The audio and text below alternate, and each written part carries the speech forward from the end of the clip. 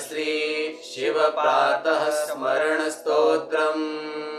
प्रातः स्मरामि भवभीतिहरं सुरेशं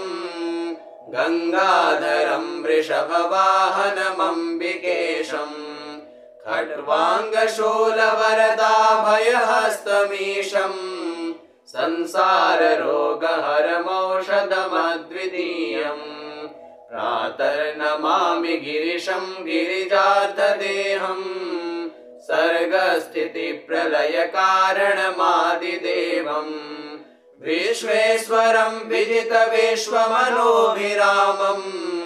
संसाररोगहरमौषधमद्वितीयम्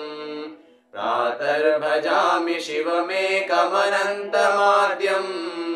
वेदान्तवेद्यमनघं पुरुषं महान्तम् नामादिभेदरहितं च विकारशून्यं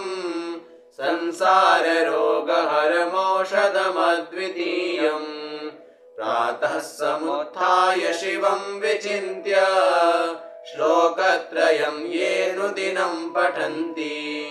ते दुःखजातं बहुजन्म सञ्चितं हित्वा पदं यान्ति तदेव शम्भो हित्वा पदं यान्ति तदेव शम्भो